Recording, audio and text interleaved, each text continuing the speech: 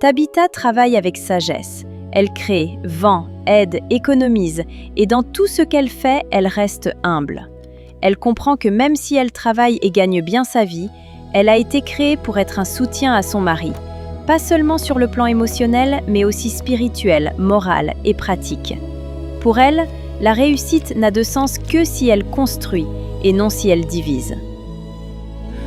Coucou mes amours! Amira, elle aussi, travaille dur. Elle est reconnue, admirée, influente, mais son image est sa monnaie. Plus elle s'expose, plus elle gagne, mais plus elle s'éloigne de ce qui compte vraiment. Le luxe est devenu son refuge, les marques son armure.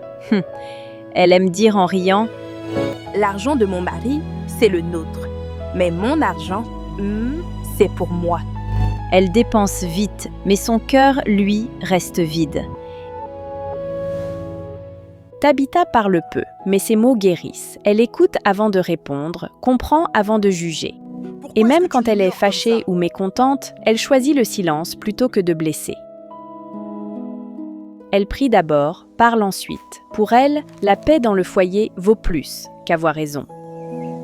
Amira, elle, parle beaucoup. Elle répond avant d'écouter, critique avant de comprendre.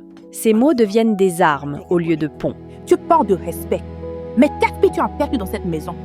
Je m'y ai dit, t'étais mon cher. Là où Tabitha enseigne par l'exemple, Amira réagit par la colère. La douceur de l'une est la force que l'autre cherche encore.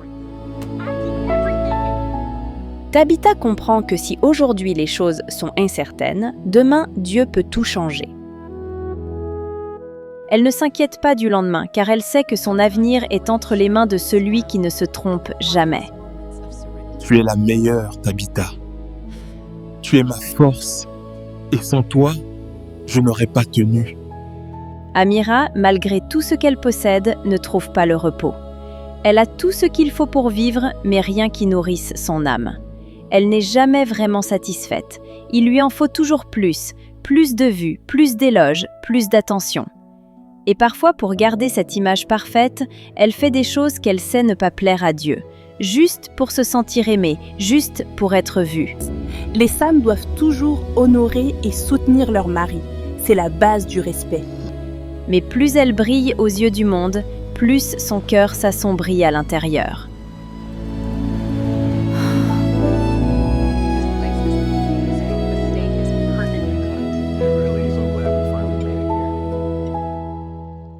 Le monde admire la femme forte, mais Dieu élève la femme sage.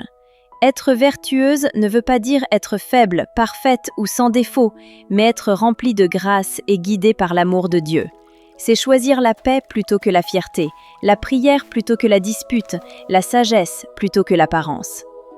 Sois comme Tabitha, prie avant d'agir, respecte ton mari, travaille avec sagesse et garde ton cœur pur. Car la femme qui craint l'Éternel est celle qui sera louée. Proverbe 31:30.